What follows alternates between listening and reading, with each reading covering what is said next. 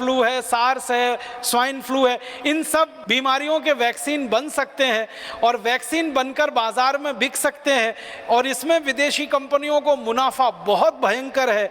इसलिए मीडिया में ये सारी खबरें बाकायदा प्रायोजित तरीके से दिया जाती हैं, छपवाई जाती हैं, बनवाई जाती हैं। एक अमेरिकन कंपनी है, वो स्वाइन फ्लू की दवा बनाती है, टेमी फ्लू, और जानकारी ये मिली है कि टेमी फ्लू दवा को बनाते समय वायरस जो है अनकंट्रोल्ड हुआ, नियंत्रण के बाहर हुआ और उसने स्वाइन फ्लू को फैलाना शुरू किया सारी दुनिया।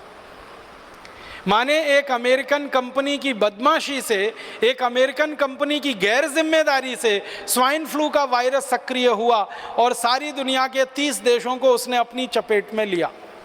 अब वो 30 देश हैं, वो टेमी फ्लू के ग्राहक हो गए।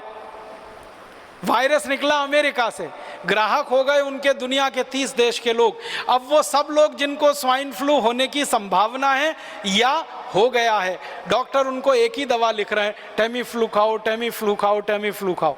जो विद्वान डॉक्टर हैं और जो इन कंपनियों के चक्कर में नहीं फंसते हैं, ऐसे भी कई डॉक्टर हैं, वो बता रहे हैं कि टेमी फ्लू बिल्कुल मत खाओ, क्योंकि आपने टेमी फ्लू खाया तो ये स्वाइन फ्लू का जो वायरस है ये स्ट्रक्चर बदलने में माहिर है, तुरंत नया स्ट्रक्चर ले सकता है और वो नए स्ट्रक्चर में रेजिस्टेंस आ सकता है, फिर कितना भी टेमी फ्लू खाना ठीक ही नहीं होने वाले।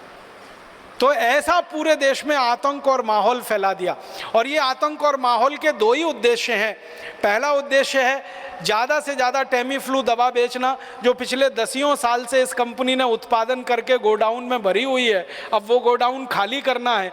अब ये गोडाउन कोई ऐसा गोडाउन नहीं है जो टूथपेस्ट का हो, रोज़ इस्तेमाल करें और फेंक दें। ये गोडाउन तो तभी खाली होगा जब कोई दवा का आतंक हो, वायरस का आतंक हो और डर हो और दहशत हो।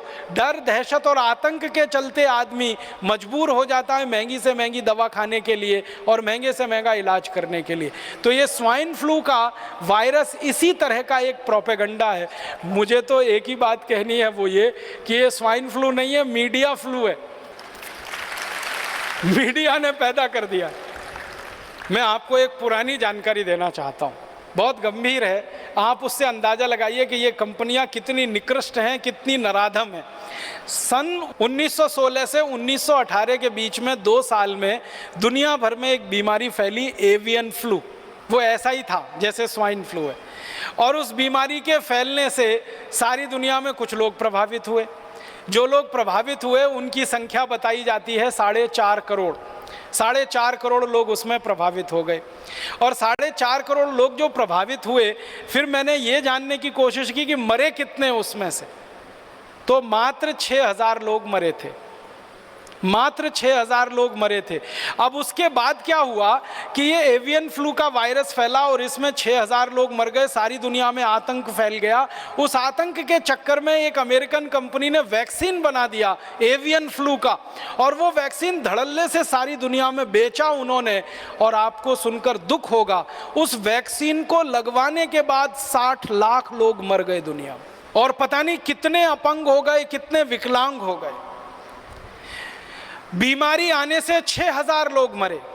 बीमारी का वैक्सीन बना और उस वैक्सीन को सारी दुनिया में भेजा गया, फैलाया। सबसे ज़्यादा अफ्रीका के देशों में, सबसे ज़्यादा लैटिन अमेरिका के देशों में, ब्राज़ील में, मैक्सिको में, चिली में, कोस्टारिका में, कोलंबिया में, फिर अफ्रीका में, नाइजीरिया में, सोमालिया में, इथियोपिया में, दक्षिणी अफ्रीका में, रोडेशिया में। तो अफ्रीका, लैटिन अमेरिका और भारत में भी हुआ था। उसका वैक्सीन का अंधाधुंध प्रचार हुआ, अंधाधुंध बिक्री हुई। 60 लाख लोग वैक्सीन लगने के बाद मर गए।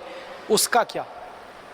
एवियन फ्लू में तो 6,000 लोग मरे, वैक्सीन लगने के बाद इतने। माने वैक्सीन कितने खतरनाक हो सकते हैं उसका ये अंदाज़ा आप लगाइए। अब एवियन फ्लू का वैक्सीन आया और इतने लाख लोग मर गए। अब स्वाइन फ्लू का वैक्सीन आने वाला है और वो वैक्सीन हिंदुस्तानी और दुनिया भर के लोगों को धड़ाधड़ लगाया जाएगा। क्यों? क्योंकि स्वाइन फ्लू का वायरस जो फैला है, वायरस से ज़्यादा डर फैला है, आतंक फैला है, दहशत फैली है। तो हर आदमी तैयार बैठा है वो वैक्सीन लगवाने के लिए, और एक व्यक्ति को वैक्सीन लगाने का खर्चा वो बोलते हैं 3,000 रुपये।